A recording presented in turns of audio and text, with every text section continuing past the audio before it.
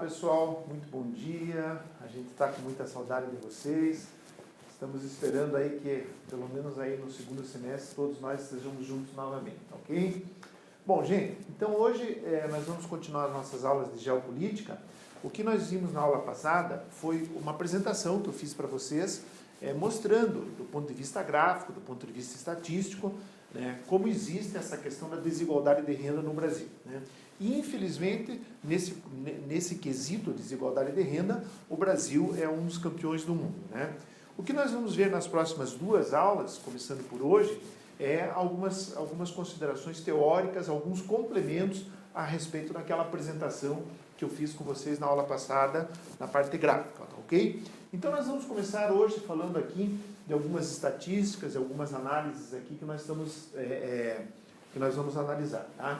Então, o primeiro item que vai falar ali é aquilo que a gente chamou de lado obscuro do Brasil, né, no sentido da desigualdade. Por quê? Porque o Brasil apresenta aqui uma situação muito estranha, uma situação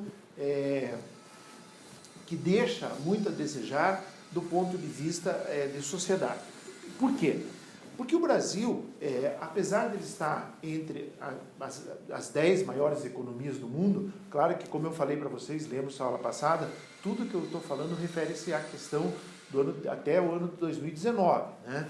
Esse ano, infelizmente, muitas transformações vão ocorrer por conta da pandemia e novas análises serão feitas aí a partir do fim da pandemia e da reestruturação econômica e social dos diversos países do mundo, não do Brasil, do mundo, né? Então, o Brasil, né, está entre as 10 maiores economias do mundo. O Brasil já foi a 6ª maior economia do mundo, rivalizando ali com a Inglaterra, mas agora deve estar ali entre a 8ª e 9ª economia do mundo. A economia do mundo é tudo aquilo de riqueza que um país produz, né? Então, o Brasil ainda está entre as 10 maiores economias do mundo, mas ao mesmo tempo que o Brasil é um país que apresenta uma riqueza enorme, né? Para estar entre as 10 maiores economias do mundo, evidentemente que poderíamos, de uma certa forma, imaginar, nossa, o país, então, o Brasil, por ter uma das maiores economias do mundo, né, é um país que não tem problemas sociais.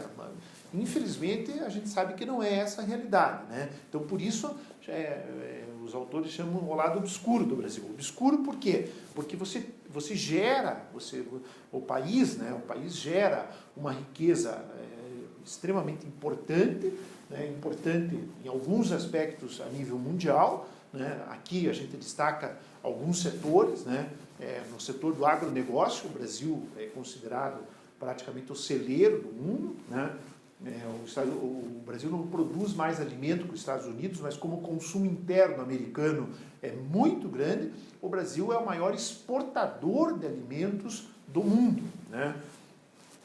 Então, isso é uma situação extremamente importante, né? A produção de alimentos, então, o Brasil se destaca nesse aspecto. Um outro aspecto que o Brasil se destaca também é na questão mineral, né? A Vale do Rio Doce praticamente a maior mineradora do mundo, né? Varia ali, porque tem uma outra mineradora inglesa, também consorciada com outros países, que às vezes alternam com a Vale do Rio Doce, mas estão ali, primeira, segunda, sempre estão alternando. O Brasil é um grande exportador, principalmente de minério de ferro e vários outros minerais extremamente importantes na fabricação de produtos do mundo inteiro, né? Então nós temos também alguns setores industriais, claro, de uma maneira geral, na questão da indústria, nós não somos ainda tão competitivos como países europeus, Estados Unidos, países asiáticos, etc., mas produzimos já, do ponto de vista industrial, algumas coisas que são exportadas em quantidade bastante grande dentro de uma normalidade, né? É o caso de carros, por exemplo, né? Até o ano passado, o Brasil estava exportando mais de 1 milhão de veículos pelo mundo, principalmente carros populares, né? Não carros de luxo, carros populares, né? Então é isso, né? Nós temos uma economia relativamente dinâmica, né? Em alguns setores, a economia brasileira é uma economia de ponta, né? Só que, infelizmente, o que acontece? Apesar de toda essa riqueza que é gerada aqui dentro do país, nós temos problemas sociais gravíssimos, gravíssimos, né? E aqui eu separei uma estatística para mostrar para vocês, num certo sentido até choca um pouquinho, mas, né, por exemplo, 1% dos mais ricos, então 1% das pessoas mais ricas do Brasil detém 12% da renda nacional, né? Então 1% de pessoas detém 12% da renda, de toda a renda gerada no país, né? Então, uma parcela muito pequena da população tem uma parcela significativa da renda nacional. E na outra ponta, na ponta onde estão os mais pobres, também aparece uma estatística chocante. Por quê? Porque você tem aqui os 50%, metade da população dos mais pobres no Brasil, 50% da população mais pobre do Brasil, detém apenas 15% da renda nacional. Então vocês vejam, né? 50%, uma parcela gigantesca da população brasileira, né? Mais de 50%, detém apenas 15% da renda. Então, muita gente vive com pouca renda, né? E aqui, na primeira estatística, é o contrário. Pouca gente, 1%, vive com uma renda enorme, né? Então, o que mostra isso? Isso mostra exatamente o que nós estamos falando, a desigualdade social. Não estamos falando aqui da questão da riqueza, né? Porque a riqueza, como eu falei para vocês, o Brasil está entre as maiores economias do mundo, tá? E qual é o problema disso? O problema é que essa desigualdade social acaba sendo o que nós chamamos de matriz de exclusão social e da pobreza, tá? Então vejam, é justamente essa questão da renda, da distribuição da renda, ser uma distribuição ineficaz, uma distribuição errada, né? Não há aqui uma distribuição homogênea, isso gera todos os problemas sociais que nós temos contato no dia a dia, né? Então, quando você ouve falar lá nas questões da violência urbana, tal, no tráfico de drogas, nos problemas ambientais, nos problemas relativos à questão da urbanização das grandes cidades, da favelização, tudo isso, na verdade, gera, no caso do Brasil, não por uma questão de renda, mas de produção de renda, mas sim de uma desigualdade, né? Por quê? Porque você tem uma parcela da população que concentra muita renda e uma grande parcela da população, olha pessoal, 50% ou mais, né? Uma grande parcela da população que tem pouquíssima renda, né? Então, ao gerar essa desigualdade, você vai automaticamente gerar, né? Por isso matriz, né? Você vai gerar a questão da exclusão social e a questão da violência, da pobreza que permeia as grandes cidades do Brasil e parte do interior do Brasil, ok? Então essa situação aqui é a situação real do Brasil. Essa informação aqui, depois nós vamos falar um pouquinho mais sobre ela, mas é o seguinte, até 2014, considerando os últimos 30 anos até 2014, o que aconteceu? Principalmente depois da redemocratização e principalmente nos governos do professor Fernando Henrique Cardoso, que criou o Plano Real, e depois do governo do Lula, em função da implantação de programas sociais, o Brasil diminuiu um pouco essa questão da desigualdade social, tá? Então houve nesse período, né, final da década de 80, começo da década de 90, até 2014, houve uma melhoria nessa condição. Melhoria em relação ao próprio Brasil, tá? Não que essa melhoria transformou o Brasil num país de igualdade social, muito pelo contrário, tá? Então houve uma melhoria, só que a partir de 2014, no próprio governo da ex-presidenta Dilma Rousseff, o Brasil começa a decair novamente. Isso nós vimos nos gráficos na aula passada, né? Então, a partir de 2014, há novamente uma queda na questão da igualdade social, né? E de 2014 em diante, o Brasil tem, a cada ano que passa, diminuído essa possibilidade da igualdade social. Isso é, tem aumentado a desigualdade social, tá? E, infelizmente, esse ano de 2020, muito provavelmente, essa situação vai se agravar bastante, tá ok? Bom, então vamos ver o próximo item lá. Algumas considerações aqui, tá? Essa situação aqui, ó, economia relativamente competitiva, é como eu falei para vocês, né? O Brasil, não são todos os setores, mas alguns setores, e eu destaco novamente, eu vou falar bastante disso porque é importante, na questão do agronegócio, o Brasil é extremamente competitivo, tá? Aqui existem muitos fatores, né? Um fator é a própria natureza, né? que nos traz muitas vantagens, né? O Brasil tem uma quantidade de terras de altíssima qualidade, incomensurável, né? Que já são exploradas no agronegócio, e outras ainda que poderão ser exploradas, né? Ao longo dos anos, né? Só fazendo um parênteses aqui, né, vocês vão dizer assim, mas professor, os Estados Unidos lá tem um território do tamanho do Brasil, a China é maior que o Brasil, a Austrália é quase o tamanho do Brasil, a Rússia, né, a Rússia é gigantesca, né, dá quase 2 Brasis. O grande problema, pessoal, é o seguinte, na questão do agronegócio, nenhum desses países que eu citei, o próprio Canadá também, que é muito grande, nenhum desses países tem a quantidade de terras agricultáveis quase prontas, praticamente prontas para se desenvolver a agricultura. Tá? Os Estados Unidos já praticamente exauriu todas as terras que tinham agricultáveis, né? Os Estados Unidos tem lá uma porção bastante grande ali na região sul, perto do Texas, ali, de desertos enormes, tudo. A parte norte dos Estados Unidos, durante boa parte do ano, é muito fria, né? Grandes geleiras e tal, então também não tem. Então, eles produzem muito alimento, tudo, mas já exauriu, né? A Rússia, nem se fala, né? A Rússia, praticamente durante o inverno inteiro, mais de 6 meses do ano, a Rússia fica praticamente congelada, né?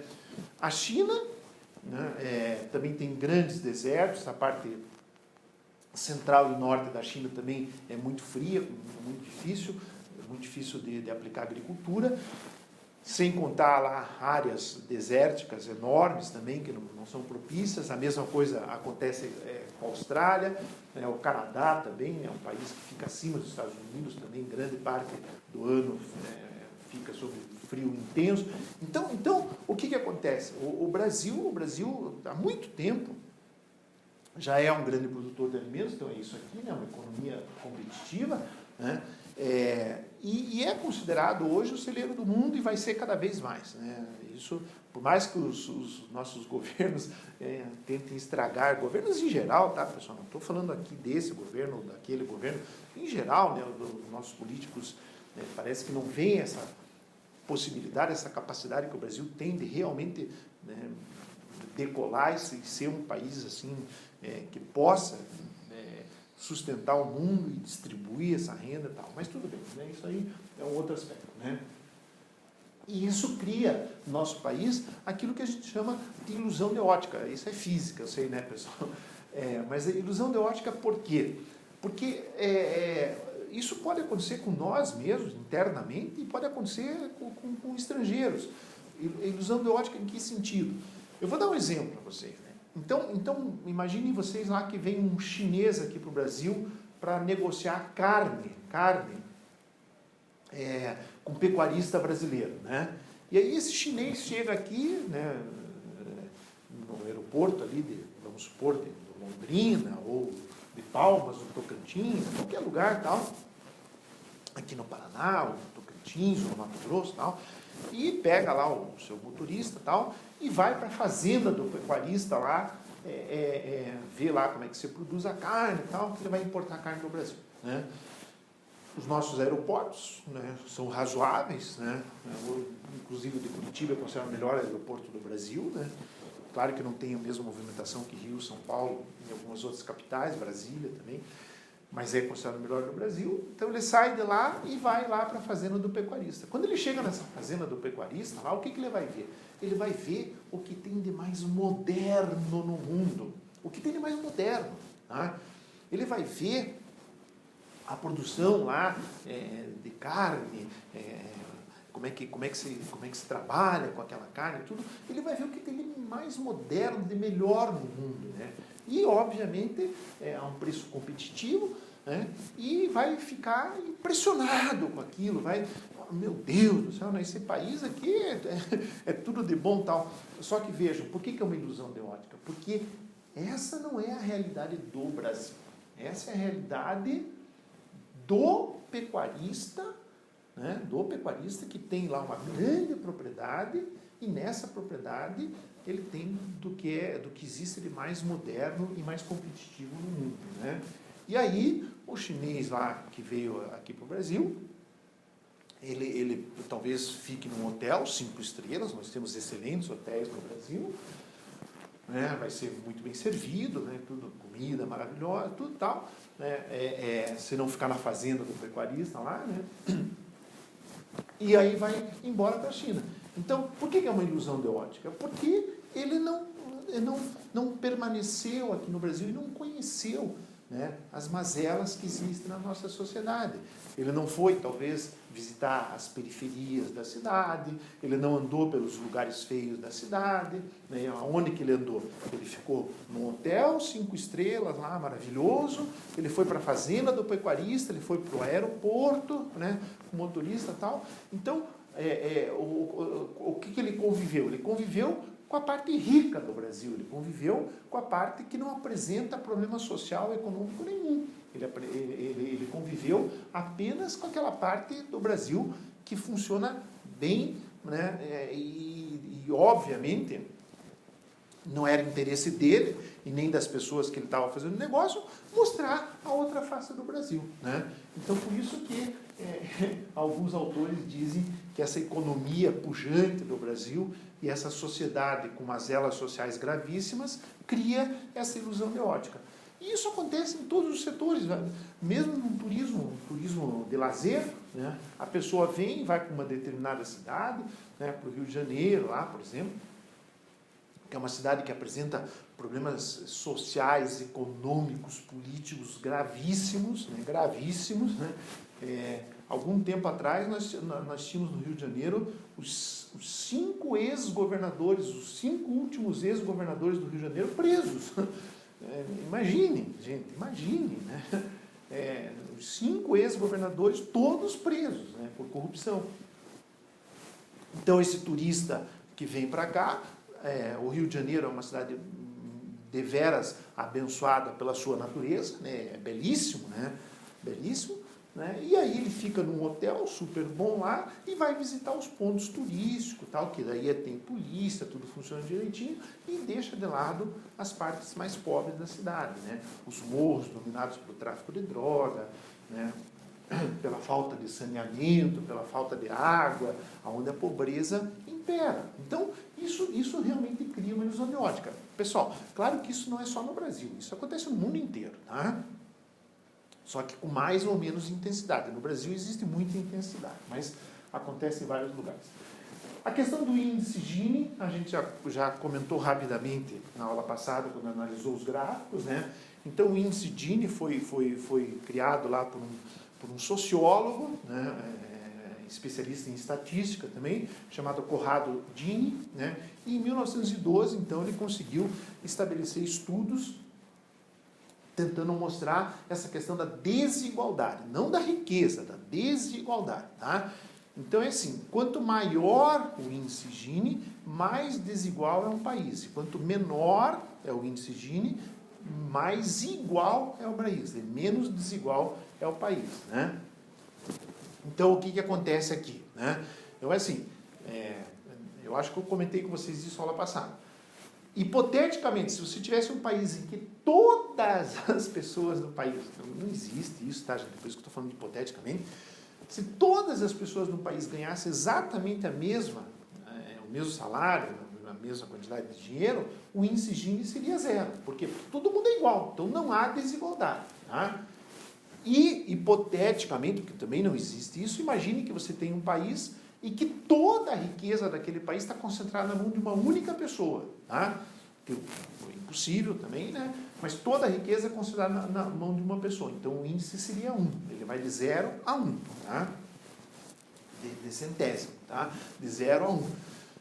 Então, se toda a renda tivesse concentrada na mão de uma única pessoa e todas as outras pessoas vivessem sob os cuidados daquela pessoa, você teria um índice 1, o que também não existe. Tá? Então, quanto maior o índice Gini, maior a desigualdade social. Né? Então, veja, mais algumas estatísticas. Pessoal, essas estatísticas não são para memorizar, são apenas para entender. Tá? Qualquer situação que vocês serão cobrados aí numa prova do Enem, no vestibular, nas nossas avaliações internas aqui, né, os valores serão dados para vocês. Vocês vão ter que saber interpretar esses valores. Tá? Ninguém precisa decorar nada aqui, né? Nem aqui, nem para fora. Sempre as questões dão os valores. Né? Mas então aqui, mostrando aqui por que o Brasil é um dos campeões na desigualdade. Né? Então vejam aqui, os 10% mais ricos do Brasil ganham 28 vezes, quer dizer, 28 vezes maior a renda dos 40% mais pobres. Né? Então, se você pegar lá a proporção dos mais ricos, lá 10% mais ricos, tá? E os 40% mais pobres, a renda dessas pessoas aqui é 28 vezes superior à renda das pessoas que ganham pouco. 28 vezes. Né? Então, vamos pegar um valor absoluto. Né? Então, imagine que essas pessoas mais humildes lá vivem com R$1.000 por mês. Né? Então, na média, essas pessoas vivem com R$1.000 e essas pessoas dos 10% mais ricos vivem com R$28.000, que é 28 vezes maior. Tá? Então, isso que mostra aqui. Né? E os 10% mais ricos do Brasil detêm mais da metade da renda toda do Brasil. E os 50% mais pobres, né? 15% apenas, a gente já viu isso na informação anterior. Né? E ainda existe aqui, na questão do Brasil, um desequilíbrio regional. Por quê? Né? Porque o Brasil, né, ele também não apresenta uma homogeneidade na distribuição da riqueza. Tá? E isso nós estamos vendo muito agora nessa questão da pandemia. Né? Os estados onde, as regiões onde ficam os estados mais pobres do Brasil, as situações são bastante graves nessa situação agora e são em geral. Né? Porque agora, tudo bem, tem a pandemia, tudo bem não, tudo ruim, mas agora tem a pandemia, é uma situação especial. Mas quando não há pandemia, né, a questão, por exemplo, da saúde, ela é muito mais deficiente nos estados mais pobres. Né? A questão da educação, em geral, né, ela também é mais deficiente nos estados mais pobres. E aonde ficam esses estados? No norte do Brasil e no nordeste do Brasil. Tá? Então, a região norte e a região nordeste, claro que não é geral, pessoal, existem exceções, tanto numa região como em outra, obviamente. Mas na média, tudo que a gente fala em média, na média, essas regiões e os estados que compõem essa região são os estados que apresentam os maiores problemas sociais do Brasil. Tá? A exceção aqui é a questão do Rio de Janeiro. O Rio de Janeiro é também um estado extremamente problemático, até por conta da sua formação histórica. Né? O Rio de Janeiro já foi capital do Brasil e acabou, né, por questões históricas também, lá no começo do século XX, criando ali todo aquele processo de favelização dos morros ali, que foram depois dominados por traficantes de drogas, de armas, de tudo que vocês podem imaginar. Né? Mas o problema é que o estado do Rio de Janeiro é um estado não exatamente rico, o mais rico do Brasil é São Paulo, todos nós sabemos, mas é um estado que produz bastante, principalmente na questão do petróleo, né? Eles têm uma refinaria gigantesca lá, né? Então ganham muito royalties do petróleo, mas o problema é que a desigualdade de renda lá no Rio de Janeiro é muito grande. Então isso gera a questão da violência muito no Rio de Janeiro. E nos estados do Norte e Nordeste. Né? Então nós temos aqui esse problema.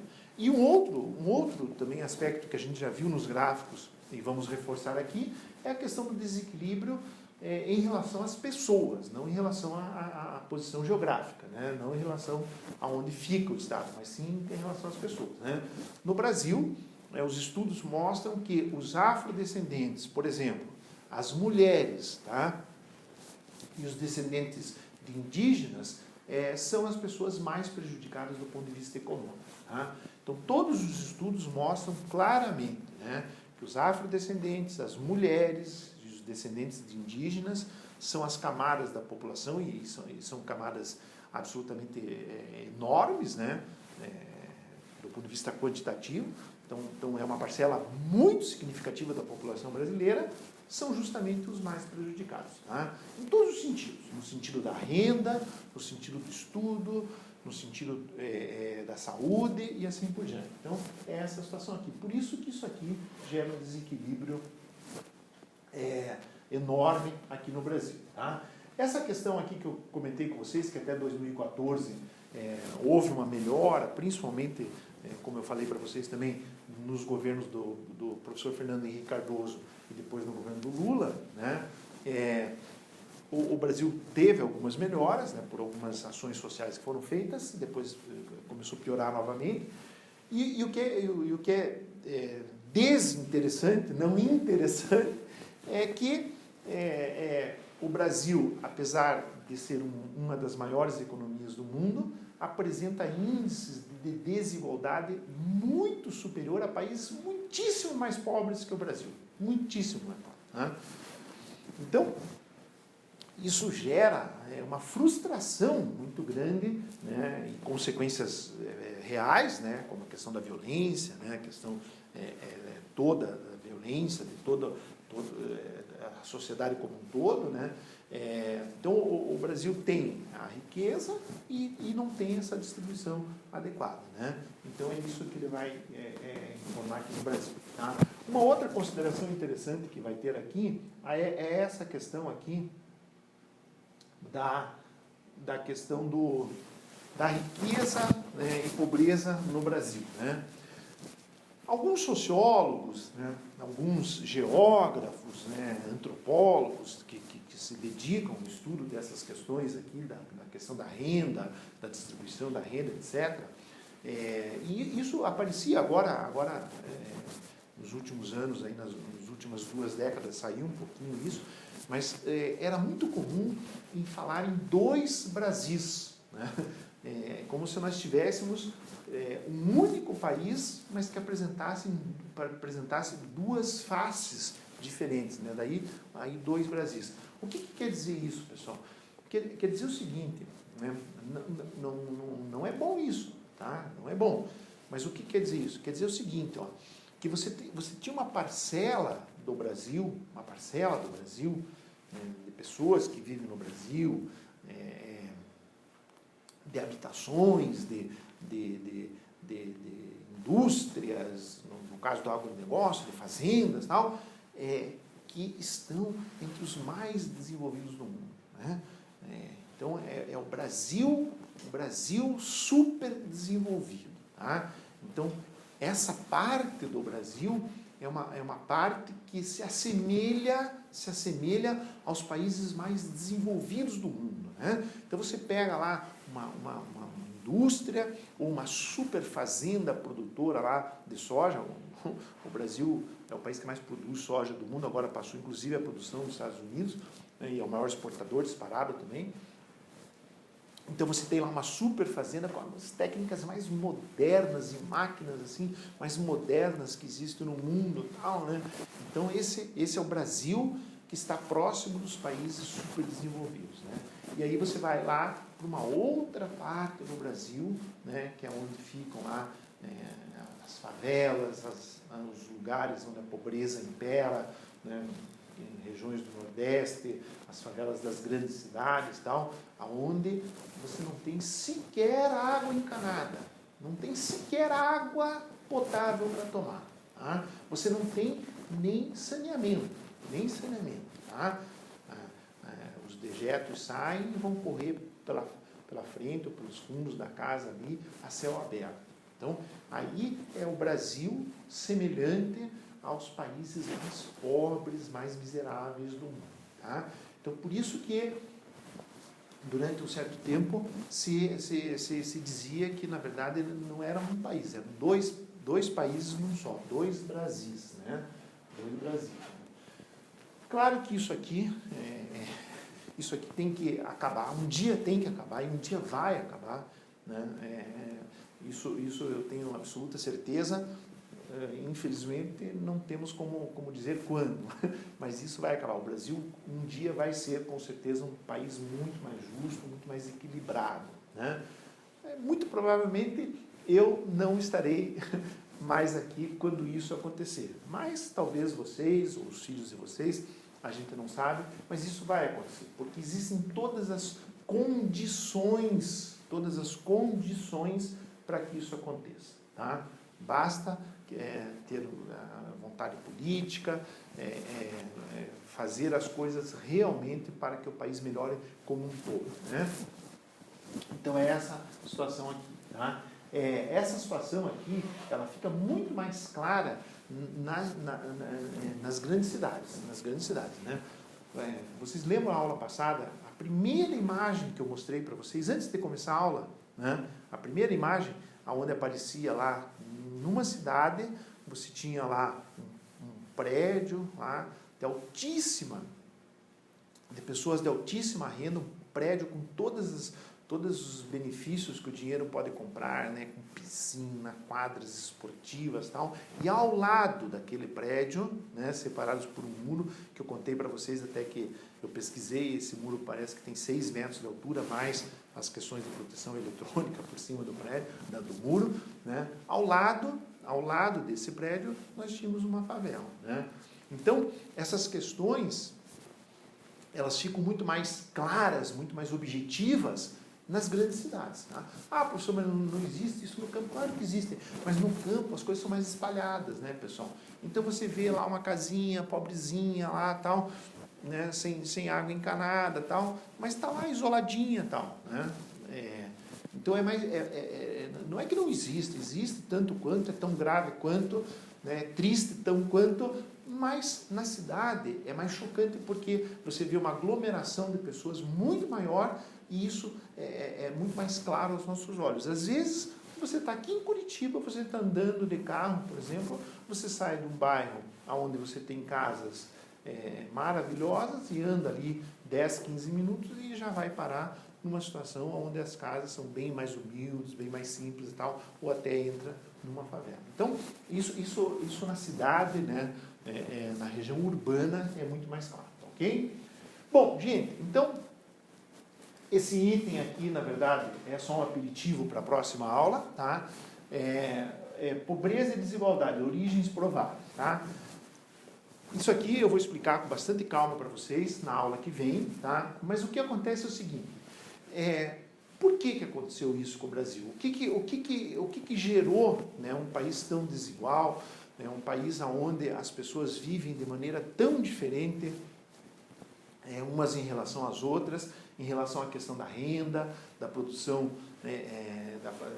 de usufruir, né, os benefícios que um país tão maravilhoso como o Brasil poderia propor a toda a sua população. Na verdade, gente, isso são características históricas. Isso não é culpa somente dos últimos governos, dos últimos presidentes e tal.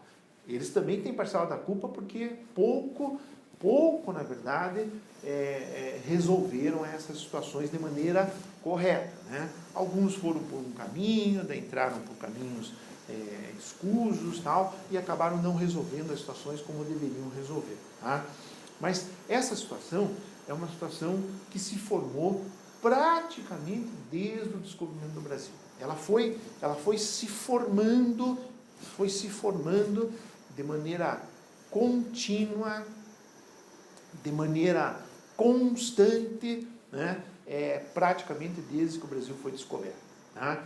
E claro, né, até 1822, então o Brasil foi descoberto em 1500, 1822 são 322 anos, então vejam, nós estamos em 2020, tá? 2020 para 1500 são 520 anos. 322 anos, o Brasil durante 322 anos foi uma colônia. Então o Brasil, enquanto foi colônia, o Brasil não tinha autonomia